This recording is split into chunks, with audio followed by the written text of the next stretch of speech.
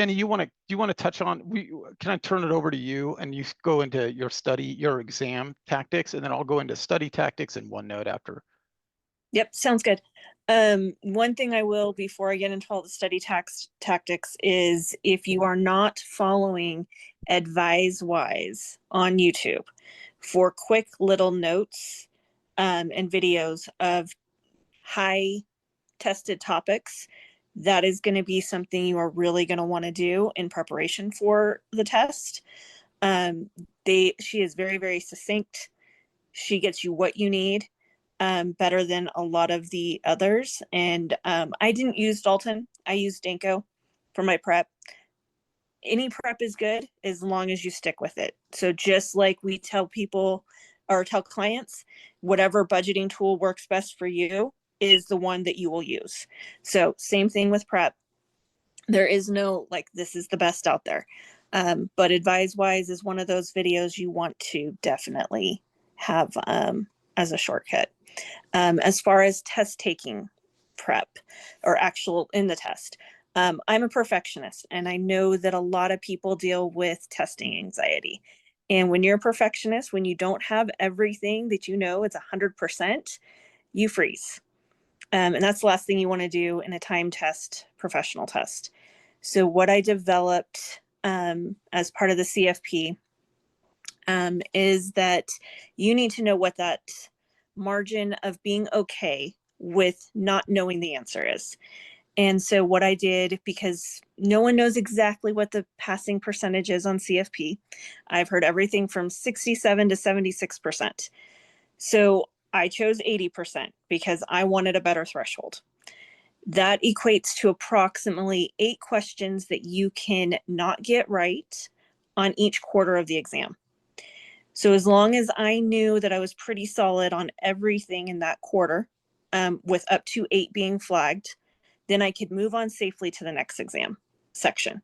Because if you're not familiar with the CFP exam, once on the first half, it's broken up into 2 parts.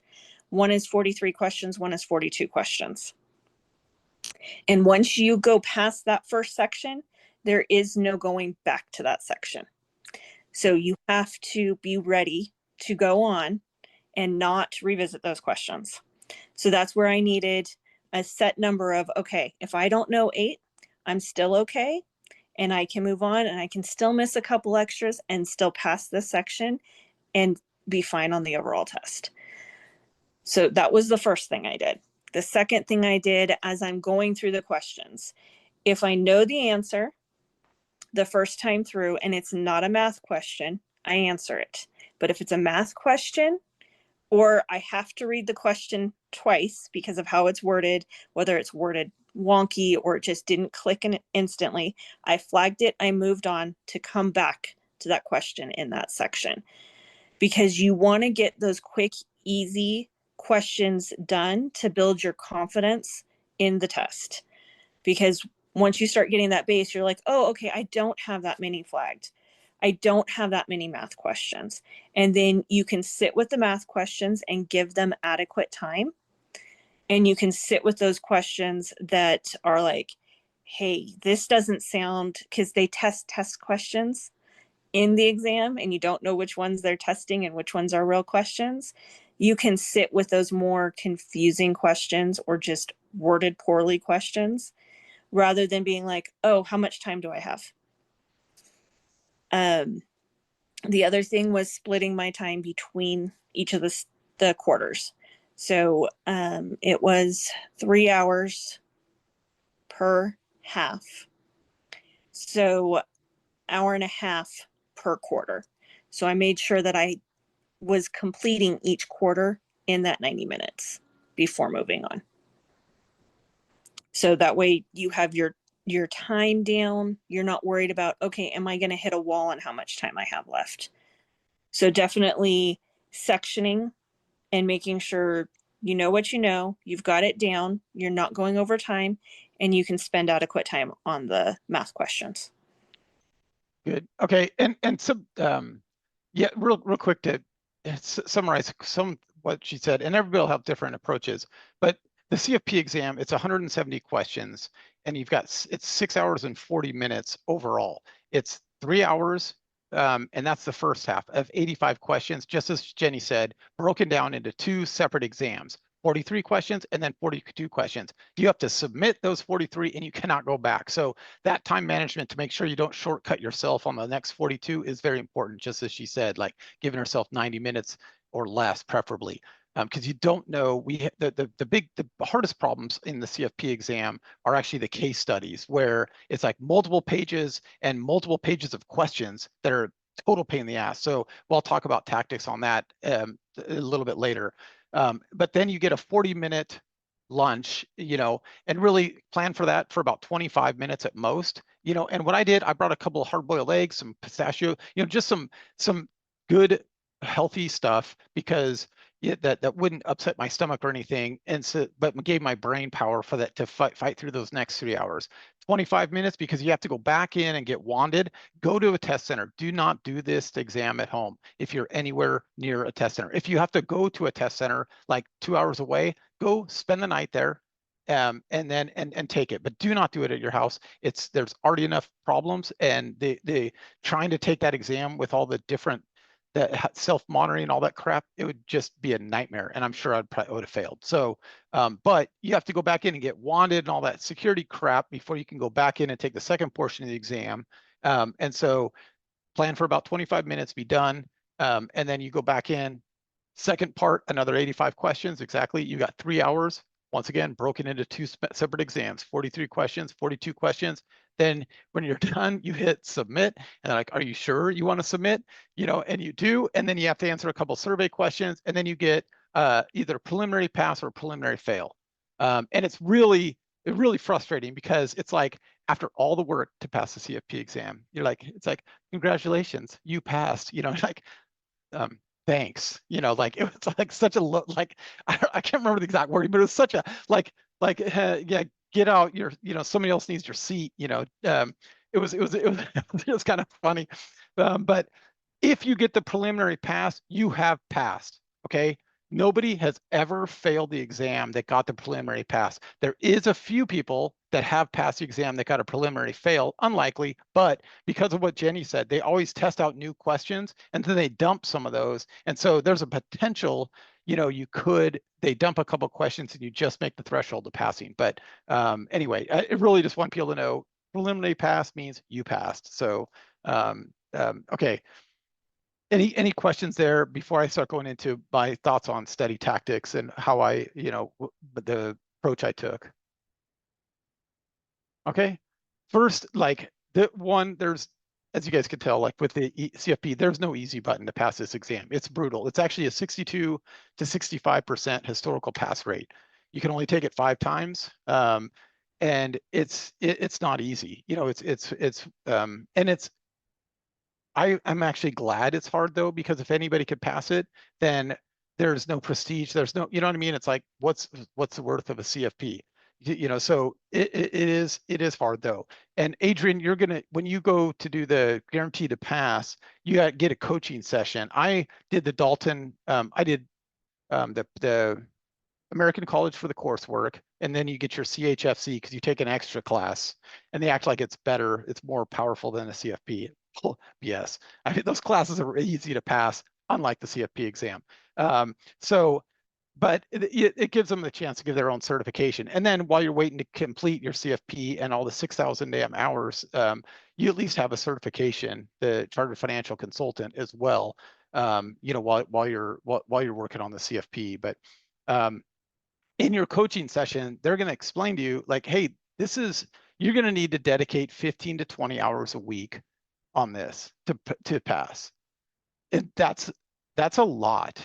I mean, when you think about that, broken down, let's say you take 1 day off, that's over 3 hours a day you need to be studying for the CFP alone. And it's just a lot. And it doesn't mean those have to be focused, dedicated hours. So plan for that in your, in your preparation. There's it's just a lot of work. Let's see, and this is a tough exam. The fact is that they have a pyramid of exams, like how complex they are, and like the baseline is like defining terms or whatever on the bottom of the pyramid. The CFP is a top 2 level, to where you have to understand the material and be able to integrate it. Most questions, 2 of the questions or answers are actually probably right. Which one's better? So it's not easy, and so you have to know the material very well, and they talk about doing the practice exam bank, which is like over 2,000 questions twice, is what they recommend. So it's a lot. The next thing, real quick, let's see. Okay, I did it right. So when in college and whatever, I would like sometimes learn things on the exam. I'd study like what I needed to. Um, don't do that for this. You need to be prepared, fully going in. You don't have time to learn on the exam concepts. But and then fortunately the nuclear program taught me the importance of preparation, because same thing, you just did not have time to do that. Is everybody comfortable with their calculator? Because And Alan, I yep, just wanted go to ahead. throw in one more thing. When you Yeah.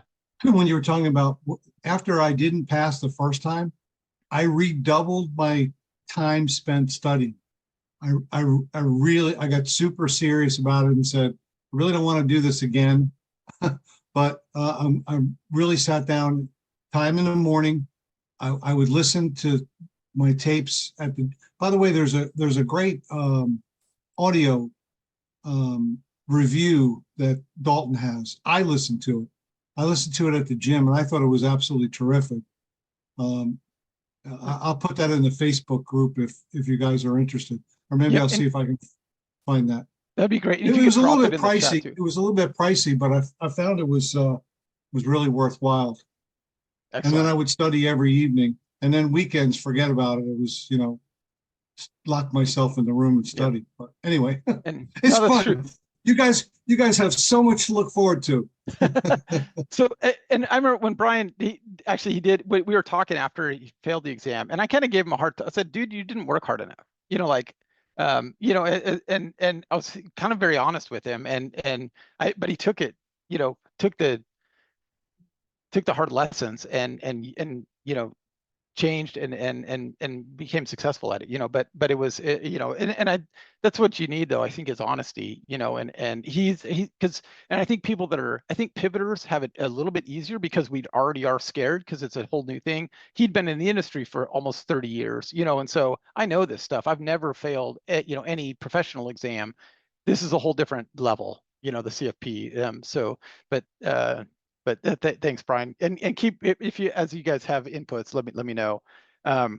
Okay, but knowing the calculator, you got to be comfortable with it. And so, because really, like Jenny said, hey, some of the math problems they take a long time, but actually, after you've done these exams, the math problems should be actually some of the easier problems, because it's a kind of a mechanical, you know what the hell to do. Just make sure you got beginning and end right, but you should have practiced those enough to where I found, and most people have actually found, that the math problems weren't the hardest on the exam.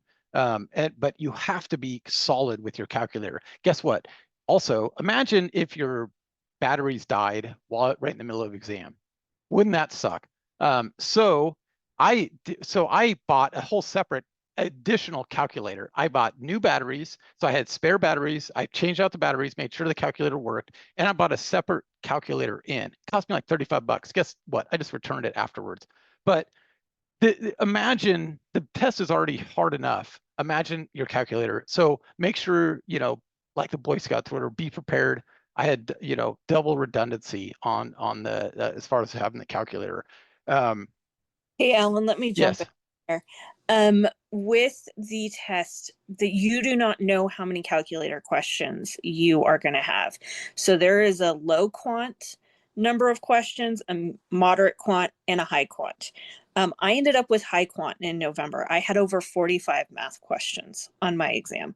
So you really, really do need to know that calculator. Make sure you know how to do everything on the formula sheet, forward, backward, diagonal, and inverse, because they like to start from the middle of some of those calculations, not from the beginning, or not reverse from the end. They want to start in the middle of those calculations. So it is vital that you understand the calculations, especially the 3 steps. Yep. And on that, it's just, you just practice, make sure you're solid with the calculator, just have to do it. Actually, what I'm curious is, does anybody know if where's the best way to do, once you've passed, like it's been a few years, and I'd like to do a review with my calculator, actually. So if somebody knows of a good, just like you'd mentioned the AdviceWise or something, but something that goes through CFP type math problems quickly, just calculator stuff, that I think would be useful for people after you've passed, just to keep consistent with it. Okay, so for this exam, my overall approach, I called it humble confidence. I knew the exam was going to be tough, and if I didn't put in the amount of work consistently, then I would fail. I think my brother's the only one that really recognizes, like, people just expect me to pass exams, and it's kind of frustrating because we were doing bias that it was like, imagine you're about to deploy and something completely, craps out 2 weeks before, and you got to fix it right now, a short-term fix, and then a long-term fix that's going to take you throughout the deployment. That's what happened right as I'm making the decision to prep for the CFP exam. So work's insane. We're remodeling the house. I've still got one more class on the CHFC to finish, that last class, but it's April. And I'm like, I knew I couldn't do the November because we already planned to go on a overseas trip, which that would have just ruined my trip, like either having to study or knowing I needed to study and couldn't. So I said, okay, I'm just going to grin and bear it and push through. And it was crazy because I was like burning the candle at 4 ends. And I finally just went, hey, let me just finish the CHFC class so that I've got one less thing to do. And so I fell behind on the prep work, but then I had one less thing, and that was the right thing to do. And then the externship too. Like, I talked to Hannah Moore, and she's like, I'm taking the exam in July. She's like, well, you can finish the stuff in August, by August. And so I'm like, okay. So I signed up for that because I thought it was valuable. But I went to like the first thing and then just had to do CFP work until I passed the exam. And then I was busting my butt trying to get through all the externship starting August 1st. But I guess the humble confidence goes into, look, I knew if I'm not that smart, and if I just thought I could pass, just kind of half-assing it through, I would fail. But I knew that if I did the hard work and put my head down, then I would pass. But it takes the hard work and the daily, thing to do. Like I said, I did have a high level of anxiety, but what you got to understand also is how you learn. I was following the Dalton prep. Let me see if I can share it with you. They have a I'm just getting to here.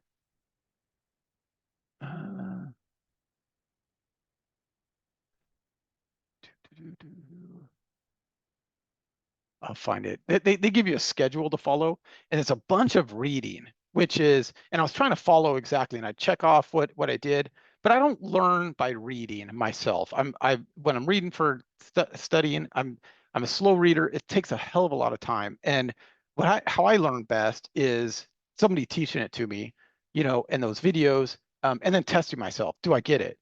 And instead, I wasted a lot of time myself reading it when I know that's not the way I study best. And towards the end, I just said, screw this. And I went to the videos and then the quizzes. But you got to know how you learn best, so that, because there's going to be a lot of material, whichever program you take, and there's too much material, too much in a sense. So if I had redone it, I would have just watched the videos, quizzed myself on that section. When I didn't get something right, okay, see if I could figure it out. If not, then that's when I'd go to the text and go, what the hell am I missing here, and figure it out. But then I would, I'd be able to narrow it down exactly to what I needed to read and know exactly what I'm trying to study, instead of reading 50 pages a day of dense material and then trying to retain all that. that's not my style. If you guys are, speed readers and can retain that stuff, good. I'm not that smart.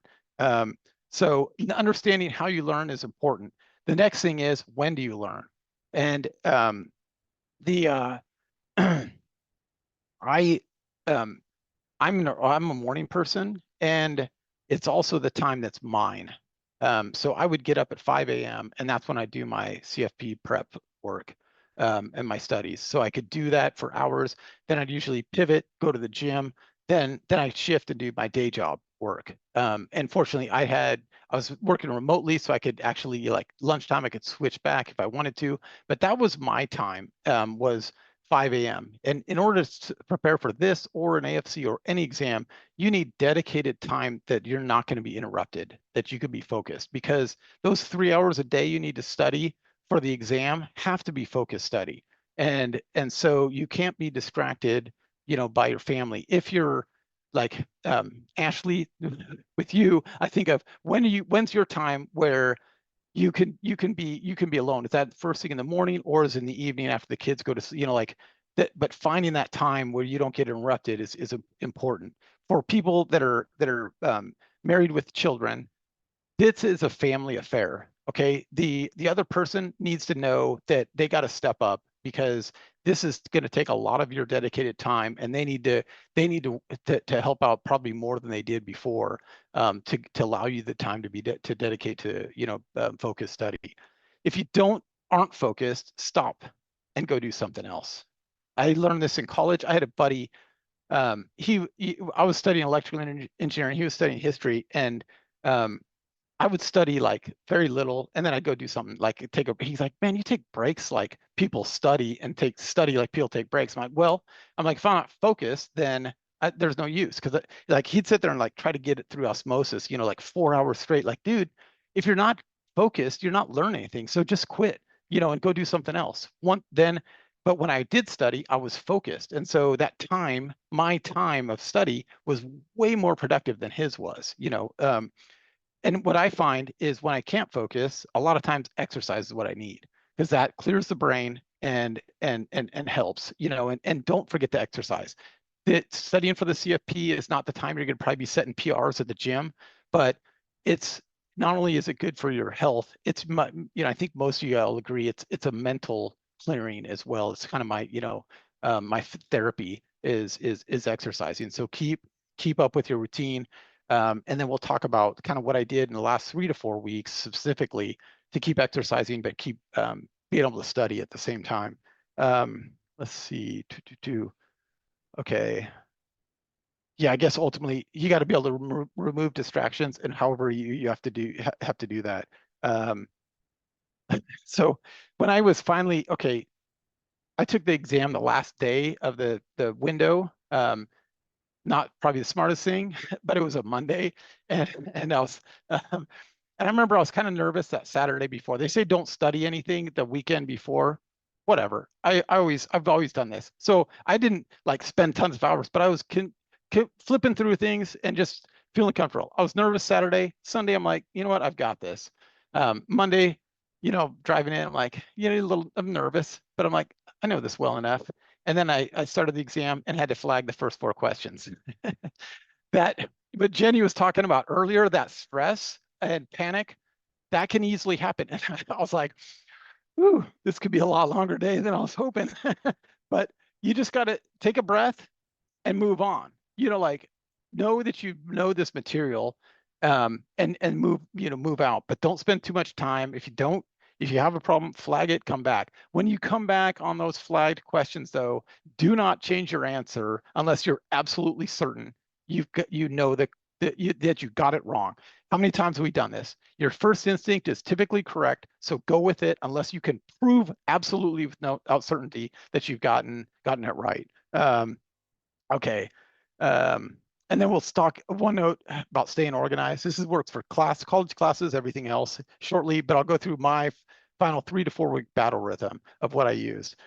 First, the exam readiness review. Adrian, we already kind of talked about that. You need to get a 70 to get it guaranteed.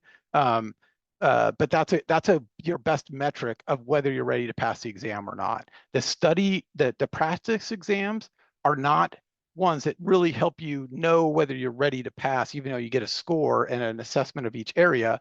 What those do are the best things for understanding your endurance. You've got to do those practice exams. If you're taking Dalton, do both of the Dalton ones and the free CFP exam prep one. The CFP board, sorry, that's a CFP board. They provide a free one. That one's, you'll notice, is easier, and it's probably more realistic to the actual exam. Dalton makes it harder so that you're kind of like stressed out and they overtrain you in a sense.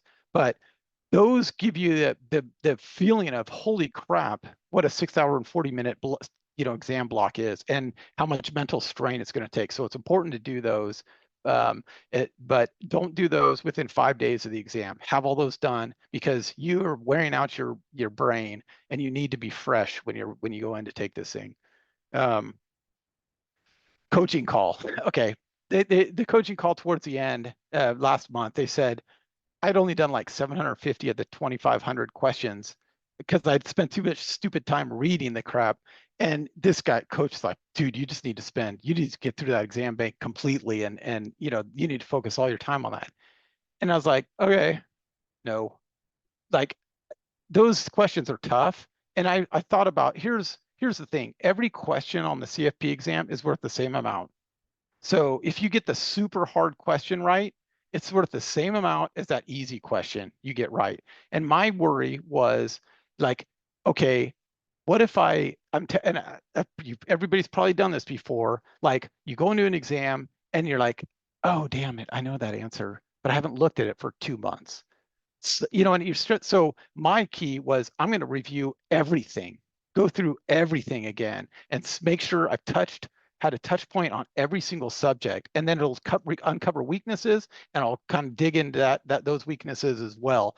And it was effective. So if I had done it over, like I said, I would have done more exam questions early and quit the reading. But that's what was effective for me, was reviewing all the material in that those last 3 to 4 weeks. Let's see, I started re-listening to all the live classes and the office hours on 2 times speed in the car, at the gym. I changed my workouts. Instead of like running, or I like rowing and stuff like that, but for my cardio, I shifted to walking on a treadmill incline. And so instead of my head bouncing all around, yep, I'm not a very efficient runner. But when you're walking on a treadmill, your head's flat. You can sit there and watch the videos and study, and your movement. Humans are meant to be in motion. So I think my studying, my retention was actually even better as I'm sitting there exercising, listening to these things. So that was very effective for me, is just changing how I worked out, and then I was able to study while I was also getting my cardio in as well. Let's see, other things. Okay. Oh, another, for the CFP specifically, I took Dalton's recommendation and studied the ethics in the 48 hours prior to the exam, and that was super helpful. The ethics questions are really hard. Like, they're much harder than you think, and they're in typical CFP exam fashion. They're very tricky because they'll use words that it makes you think the answer is something else. But if you do that good study 48 hours ahead of time, you'll know you'll be comfortable to answer those questions properly. Even on the financial planning process, the exams, they use questions that they use words from a different step, just that you kind of get confused and think it's that step when it's really step 2 instead of step 4. Be prepared for that. They're going to try to trick you on that, and it's very frustrating. But study the ethics, just like they said, 48 hours before the exam, because that's going to be crucial for those questions. I also started reviewing the CFP handout. So you get that, like, it has all the tax tables and all those things. I should have started reviewing that earlier, but I started reviewing that daily as part of my initial routine in the morning. I'd look at that. I took those, what are those quick notes? Adrian, you'll get those with the guaranteed to pass. It's a summary of each kind of section of the CFP. And I would kind of look at each of those, and it just kind of summarized, okay, each topic. And then it would give me an idea like, ooh, I need to look at that again. 1031 exchange. Let me go over the details of that, or some, whatever it was. It would help me kind of realize what I need to focus on. Going through the tax what CFP provides you. Why I did that was so that, one, you don't have to memorize material, but when you go on the computer and you're taking the exam, you have to scroll through. I'd much rather have a printout of it, but you don't. You just have this. You have to scroll down. So knowing exactly what I needed to look up, what page it was on, was key. And I could just go scroll right down, check. Yep, right numbers. Back to the exam. Questions, answer the question correctly, and move on. So it was a time saver during the exam. Let's see, other things. Oh, the formula sheet. The formula sheet's like a foreign freaking language when you look at it. So make sure you understand, like, write it out into terms of what all those formulas actually mean. Because that formula sheet, if I looked at that, I'd be like, this doesn't help me at all. So make sure you've written down and review that, like, what do all those things mean, so that you can actually use it when needed to in the exam. Clarence, you look like you got a question. Nope. Okay. No, sorry. I was trying to write down exactly what you just said on my OneNote. Okay, but that was that formula sheet's kind of worthless unless you have it broken down, everything, what exactly every formula actually means. Huge thing, the brain dump. So right when you get into, and this should be for any exam, I did this especially for like income taxation when I was taking the courses. Adrian, you're still taking some of these. Right when I got about to start the exam, dump all those key things out, write them all down on this, what the pages they provide you, and that saves you from thinking later. So it's so helpful because you're fresh, and write all this stuff down immediately when you're fresh. And so here's some specific things I would definitely have down on the CFP brain dump. And I'll post in the Facebook group again the kind of the office hours that talked about that and specific ones. But the financial planning process, UI, ADPIM, the Uber, write that down. That way you don't have to think about it. The options Foursquare chart, definitely put that down. That saved me tons of brain thinking. So I didn't even have to think about options, because options can get so freaking confusing to me. But if you have the options Foursquare chart, it's like, yep, got it, move on. And so instead of thinking and you're sapping out your cups, emptying your cup of energy, I didn't even have to think. I just knew that I had the right answer and moved on. Same thing with the bond teeter-totter. I think bonds I understand, but instead of having to think about it, that bond teeter-totter just went, yep, okay, easy answer. That's probably the brain dump probably saved me 10 minutes plus, more like 10 questions at least on the exam that were super easy, that would have been very challenging. I also put the tax formula, because like what's above the line, below the line, those kind of things, it's not something you want to think about when you're 4 hours into the exam. So that's another thing that I found very helpful. And so what credits are apply where, I just found that to be very helpful. Let's see, and I'll post that but those were some of the key ones that I think were essential to have down.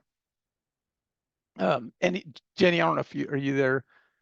Anybody else have other ones, but those were the key ones. Okay, the last week, if you can take the week off work, do it. I couldn't, but I took Wednesday afternoon, Thursday and Friday off, and then I had Saturday and Sunday. So, because you don't want, like we've already said, even studying, you want to be focused.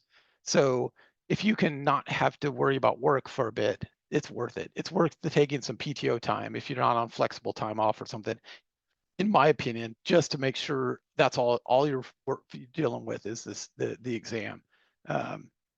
Okay, let's see. Okay, that was the thing. It is the quick sheets. If you guys don't have those, I can. So actually, we need a newer version, because mine were 2023. So, but quick sheets, it's I'll show those when I get into OneNote. But those were provided by the Guaranteed to Pass by Dalton, and I I cut them and scanned them, and then I had them in my computer as well, but I also had them in a binder, and that's what I flipped through in the morning. That, the tax tables, etc. As just a quick review, doing that. Let's see. Okay. Yep, already kind of explained that. Oh, before the exam, drive to the test center. Drive to the test center on the same day that you're going to take the test at the same time so that you know what traffic's like. So, and then go into the test center. Like I went in, talked to them. By the way, you can drink water in there, which most people don't realize, but you have to have a clear bottle. So you have to know the rules. But you go in, you see how long you need to, to set up. They have lockers to put your stuff. I brought in my flashcards. By the way, make flashcards and make them on your own. While you're studying, if something comes up that don't feel like you have to write the answer down, but have your flashcards there ready. And if something you're like, I need that for a flashcard, at least write down what the topic is, and then you can answer it better later. And then writing it down, writing is so much better than just reviewing something. That's what sticks in your brain. So if you can write these flashcards down starting from the beginning, then great. And then that's the other thing I started doing daily. I started flipping through those, and then that pile started getting smaller because I like, nope, no, I'm solid on all this stuff. And then I had another 50 cards or whatever that I even went into the exam with in the morning. They say don't study, whatever. I'm sitting there kind of just looking at, it's, to me, it's my way that it works. But you put it in the locker. And by the way, if you want to, you can't, during that 3-hour period, you cannot obviously enter your locker. You can go use the restroom, etc., but you cannot go there. But on the lunch break, you can. So if you wanted to go look at a couple things on your, you can do that on the lunch break legally. So knowing that is good, is good. But go to the exam, go to the exam location, make sure you're that way. It's one less stress you don't need to worry about the day of. Imagine being stuck in traffic and you're running late to the exam. Don't do it. Just plan for it ahead of time. Okay, let's see. Case study problems. Okay, those are the hardest questions because it's multiple pages, and different people have different tactics of how to do that. What I did was I would read the first paragraph, just get a quick understand, kind of a synopsis of it. Okay, is it a family with kids? What's the basic situation? And then I'd scroll down to the bottom of the page, and there's 2 or 3 questions, and I'd look at what the questions were, and then I'd go search for the answer, basically. And then, because there's like 4 or 5 pages of those, there's like 10 to 15 questions on that case study. So it's multiple pages you have to go through answering questions at the bottom. So to me, that was what worked best. And if you don't know, when in doubt, see it out. Like, answer it, flag it, and move on. Because you could end up spending way too much time on the case studies, and you just can't do it. So that's what worked best for me. Get a quick understanding, go down, look at the questions, and then find those answers, and then move on. Okay. Yep. And we already talked about the test center. Like I said, if it's out of town, some people don't have something close, go get a hotel room that night and just go stay there so that you don't have to worry about, nothing like a 2-hour drive or something right before taking a 6-hour exam. Insane. Okay, any questions on that? And otherwise we'll get into the OneNote. Okay. Okay, cool. Oh, okay, I'm gonna make this large. Okay.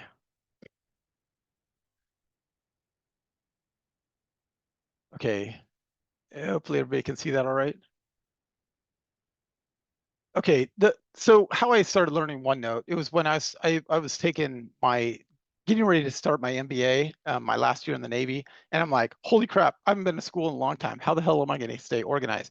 So I looked at different things, Evernote, no other, and all of a sudden I'm like, OneNote, it's part of Microsoft Office, which is what I use anyway. Totally like this. So I listened to like a 50-minute video on it, and I'm like, I think I can do this. And then I went, and it was amazing. I was like, this thing is awesome. So our MBA program, it was broken down into themes. So one of the cool things you can do with OneNote, OneNote's like having a big binder with dividers and subdividers and you can get as organized, as detailed as you want. But when you open up a book, which we will in a moment, it comes with like sections. But the cool thing, you see these things up here, those are multi-section groups. Instead of a new section like that, which I'm going to delete, you can create a section group, which then when you go into the section group, I'll go into it like the theme.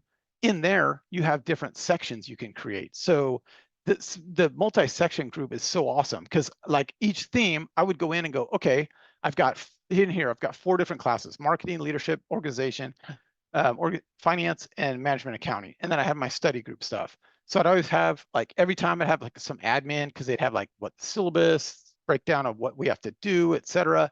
But then for the classes, I broke down. So you see over the right here, you've got like I said, you got the multi-section group. Now I'm in this section, and this is leadership and organizational management. And then over here are the pages, and you can make pages and sub-pages. So I was like, okay, what do these features provide? Okay, I get emails from the professors, deliverables, case studies, slides and lectures, and then, like good reads that he pointed out. So I just put these as little sub-pages, which here's you could do. I'll show you real quick. You can make this. See how it's, you can just use your cursor and move it as a subpage under the slides and lectures. But I would print all the material, like they'd give you the slide decks, in soft copy before the class. So I would print these to OneNote. And then in class, at the time I had a Microsoft Surface, but like an iPad, anything you could write on. I would go into class and I already have all the notes, all the lecture material, and I would just take notes. Like I said, it's proven over typing or anything else, writing notes, you retain better. So I would go in class and sorry, my handwriting you can see is beautiful. But I would go in and take notes during the class, and same thing when I'm doing the CFP exam. But this was where I got started with OneNote and, got really nerdy with it.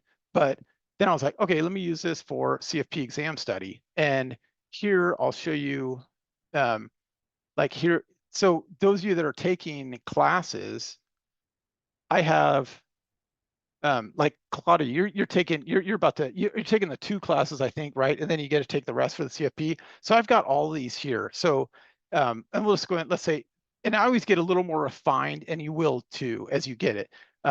This was the first class, HS 300, financial planning. By next class, I look at how many more sections I had. I was like, I got more organized. Like, okay, I understand how to do this.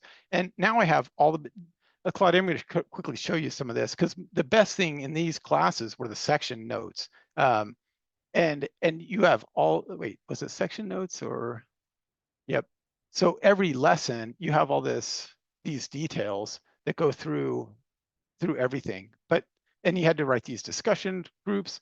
I copied all the quizzes, which the quizzes were key for passing these small exams. I had all the quizzes here. And if you don't get 100% on those, because you have multiple opportunities to take it, you're stupid because it counts towards your grade. So as soon as you miss it, go and retake the exam because you have all the answers and get 100%. So you anyway. But then those sample tests at the end, if you can pass the sample test, you're ready to pass the test. These are for the courses. So I would have all these, and guess what I would study going into the exam? I'd go through the sample tests. I had them all here, so I could quickly go through that, go in, breeze through the exam, and move on. So that allowed me to take 4 of these classes in 4 months, like just burn through them, even though I had still working at W2, still doing remodels in the house, all that kind of crap. So it's all about finding your efficiencies. This is okay. Anyway, these are all the different things that I had. Then Dalton prep course, I put a separate here, a separate multi-section group, and just had all of the different sections. Let me see, where did I put those? Quick sheets. I've mentioned these. I wanted to show you guys what we're talking about. So what I did was, these are all the different, you get these from the Dalton, and see how it talks about, whoops, I'll go to the top of this. The CFP fundamentals. So I cut these things and then scanned them and then put them in the computer so that I could have this. I still had them in a hard copy in my binder, but all this is right here. Here's the live classes. And so this was what I was reviewing those last 3 to 4 weeks. I'd start going through each one of these and I'd take notes. When I was listening to these classes, I would listen on the desktop and then I'd have my iPad and I'd start taking notes on the iPad as I, had all these, I had all the material, sorry, let me find my, I had all the material already printed out and I could start just taking notes as I needed to it was better a little bit later on it. Let me actually, speaking of, I'll show you how you can write. I'm pulling out my iPad right now. So,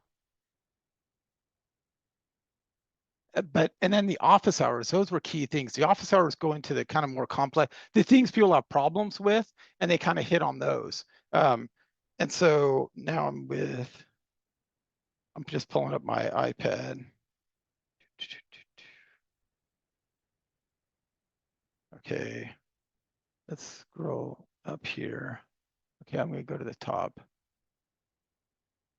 Okay, I've got my iPad, assuming I'm listening to the class.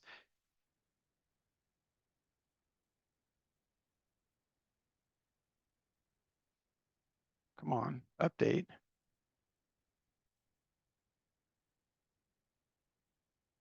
Should be updating here. Not sure why it's not showing. Let me see.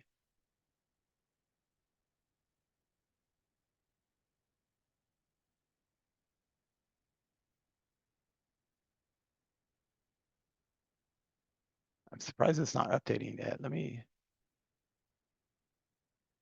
go back here. Let me check here. Okay, there. Sorry, you see it slowly. It's a little slower, probably because of my internet speed. But I was just writing. You can take notes directly into the slides, and this will update here in a second. But while you're listening, you just take notes. You see that it finally popped up.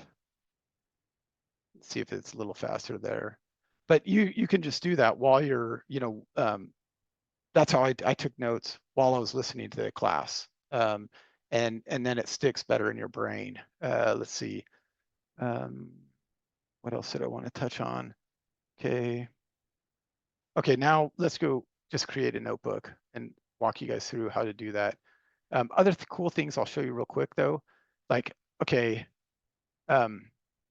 you see how there's a space between these? You can go up here and insert a greater space. Like say I want to write some notes in here. You can just go in here and go, let me just add some more room there. Good. And now I can.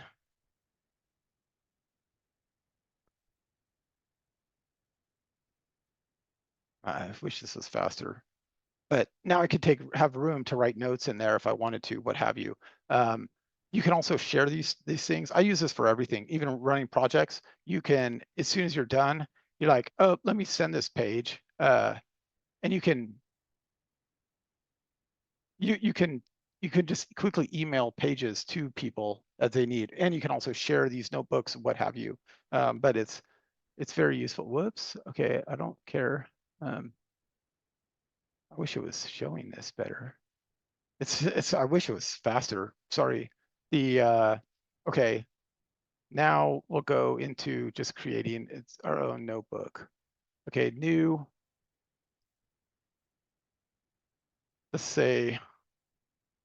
call this exam sample notebook. Okay, create notebook. It immediately gives you the opportunity to share it. Come on. I think I have too many damn things open. That's very common for me. Okay, see how you can invite people right now? So you can, if you wanted to, you could email people the book. You can give them editing privileges or just viewing privileges. Do just viewing. It's your notebook. Don't let them edit it.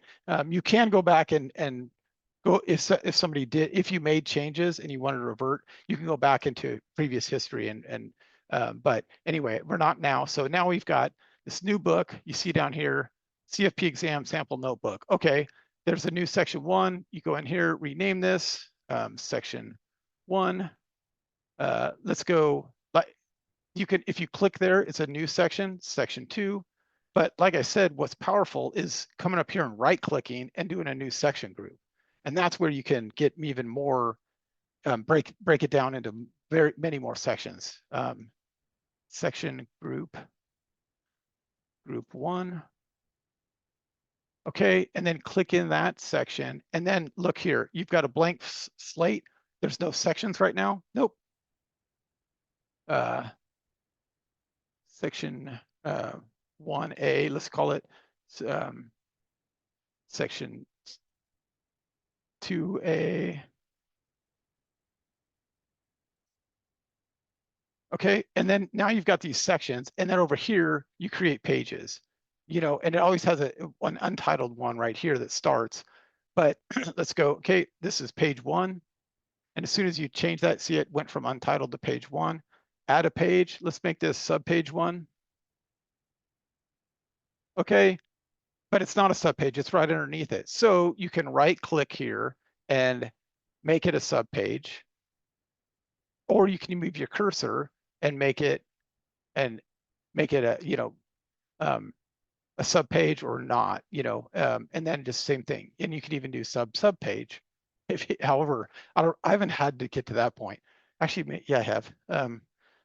Sub page. And you can get as nerdy as you want. Like when I'm doing TPCP, I do lesson 1 in a unit. And each of these, there might be 3 videos per lesson. And so let's go lesson 2. But I want to add another one. This is going to be under lesson 1.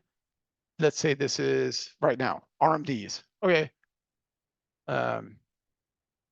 There's another section in there, but you can just lift, move, and make these. That way you're super organized. And when you're going back and reviewing and seeing, hey, what weaknesses do I have? You know exactly where to go to when you take an exam, when you're taking those quizzes and you're like, ooh, I missed this. This was something, you know right where to go back to review. Okay, does that make sense? What questions do you guys have right now? I'm going to start doing some examples of things that how to do some cool cool things. Let's see. Let me go here. Alan, do you save it on your cloud drive? And Yeah, is that does that make it easy to like jump between the iPad and it's all on it. your Yeah. So desktop? I'm sorry, my Okay. internet's so slow, but like when I'm writing, usually you can see within 2 seconds the updates on the desktop, what I just did on my iPad, and then it's on your phone, your iPad, all of yours. It syncs up everywhere. So it's absolutely outstanding. Let me go. Let me see an example of. I need a small, easy file. It's just a Word one. Okay. I'll just go. Okay, let me just. So when you different ways, like I said, I would print these things to OneNote, like those slide decks. I'm not going to do a slide deck because it takes too long to compile. So I'm just going to print this 1-page thing that I made when I'm teaching this stuff to transitioning military. So go up here, you know, print, and then in your options, I don't want to print to a printer, print to OneNote. I always use print to a desktop, and then print, and you'll see what pops up here. Now it pops up, where do you want this? And so you go, usually you can go right to your, on the bottom here will be your current page and current section. So usually you're in the section, then you go, yep, let's go to current section. Okay, done. Now check this out. Bam, do you see that? It's already there. Or you can copy and paste as well. You can, but that's how I would print everything to OneNote, all the slide decks, and that's where I had all the material there, and then I could take notes as I needed. And then it's just how you're organizing this. Let me show you guys some other things. Okay. okay. Like I said, I use this for curriculum because you have all the curriculum you want. Here's all these classes, and I had every single thing. So you can always come back and review. And wait, you're like, hey, wait, I don't remember this. What's a 1031 exchange? Oh, you search and you find exactly like, look at, here's all the different things that pop up 1031. So let's go, okay. And then you can see what section that's a part of. And I can go, wait, no, it's not the T. Yeah, I want to look at the CFP by CFP notebook. Bam, pulls you right there. Check that out. And then you can go, you've got exactly how the, and see, I'm a dork. Like I use different colors when I was doing this as you're learning, like boot and all that and what's at 25%, yada, yada. But I mean, it's just, this makes it so much better, easier for me to learn when I'm first, and then going back when I want to review it and in case I forgot something.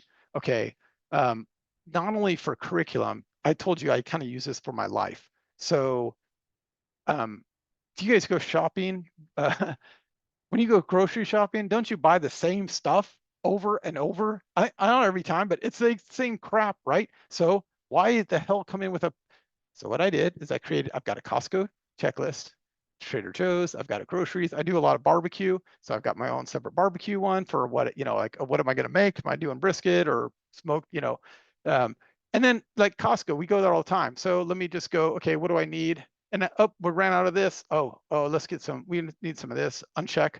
When you run out of things at the house, you just uncheck it and it's ready to go. Then I'm on my phone, which I have at Costco. I've got my whole shopping list ready to go.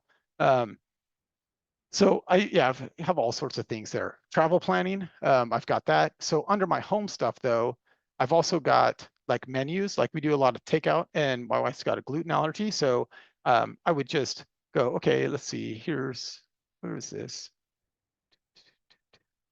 Okay, this one, they didn't show what was gluten-free. So I learned from them what was gluten-free. I'm like, so I made myself a little legend and would circle what's gluten-free so I didn't have to think about it later, and then I could just, so we have all these things, the typical things we'd go to. How about, what do you guys like to eat? Anybody wants, what's something you guys like to eat? Let's find a recipe. Because I've got all these recipes. What do you guys want? Claudia, what do you like? Homemade pasta, Homemade pasta. Any style? any style. Okay, let's go here. This one's okay. It's got 1.5K. Let's go. Okay, love and lemons. Let's check this out. Okay, cool. Like what I love about these is you can jump to the recipe, right? So you go right here and you can print the recipe. Guess what? Print. Where do you print it? Print it to OneNote. Print. Now watch here. Let's see, I'll just put it in Griddle, even though it has nothing to do with the Griddle, obviously. But so I'm under recipes there, and you select which one you want. I don't think I have. I'll put it under pizza since it's more related. Bam! You see that? Now I've got the recipe right there. And guess what? I usually take these recipes and I'm like, nah, I don't like that exactly. Let me change it. So I go in and change it. I write on it, and then I have my iPad when I'm prepping food, and like I'll show you guys. Here's with barbecue, I make a good coleslaw. But I usually hate coleslaw. Like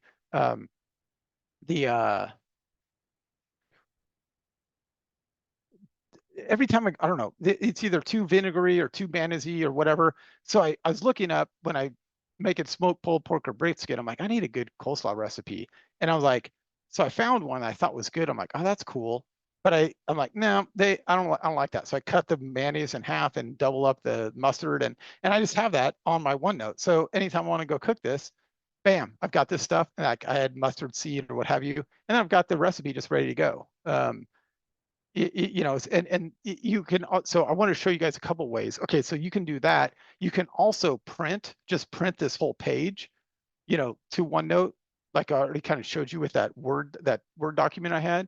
But you can print this just like that to OneNote.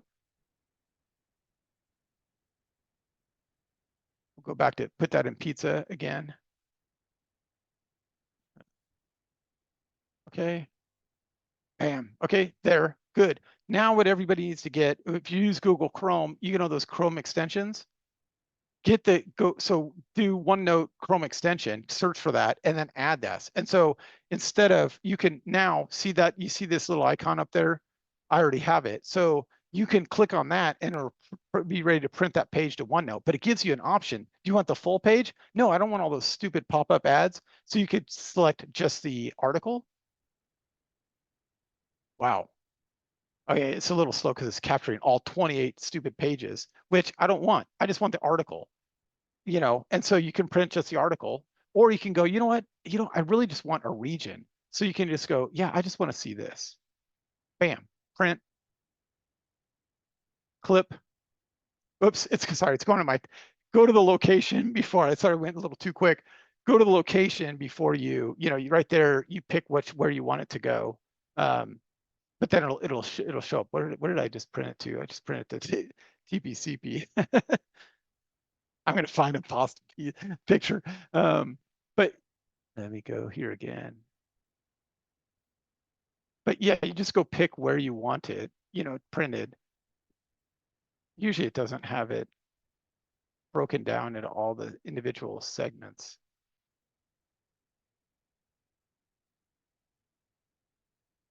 Okay, screw it. I'll just put it here in 6-month projects. Okay, and it takes a minute for that to show up, but if you wanted, when you click view on OneNote, it'll pull up the browser version of OneNote, which I don't really like to use. It just takes a minute to pull up here, but any questions on that? Okay, just close that out. The other thing I mentioned, I'm going to show you guys real quick here. I talked about, if you guys, I know we're already at 1:30, but I'm going to show you guys here when you get videos, and so I'm going to go in here and just go in, and I've already done this. Let me just show you TPCP. So I'm in the second class of this. You see this is navigating the first money out. So here's this video broken down. As I listen to the video, I'd snapshot what he's saying, and whenever there's, did it take a little bit of time? Sure, but do I have the material then forever and not have to re-listen? And even if I do, I can listen and know right where to go to. So how that works, so I'll just show you guys. I'll play this real quick and move it ahead. Okay.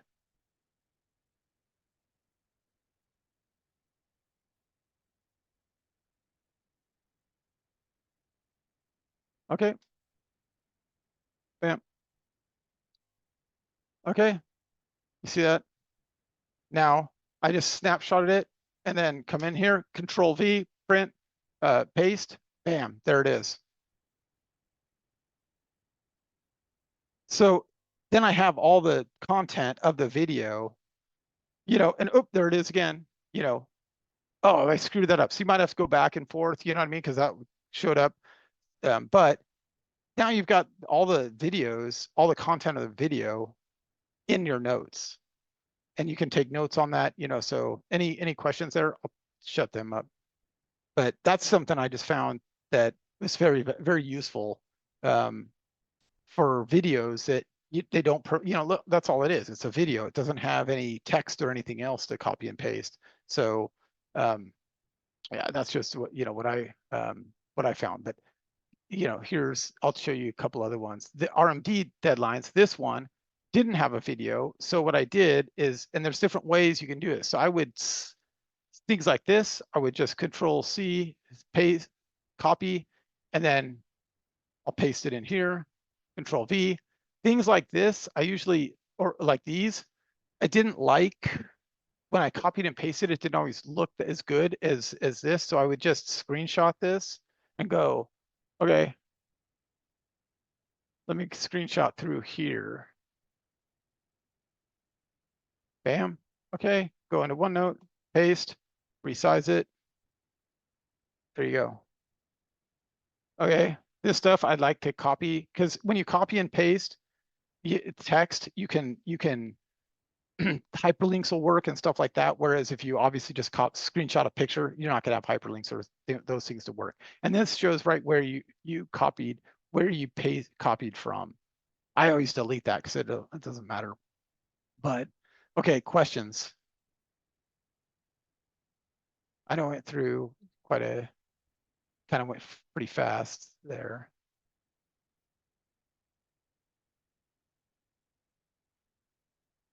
No questions. How about I stop? I'll stop the recording. So then people I found are more likely to ask questions when the recording stopped. Okay.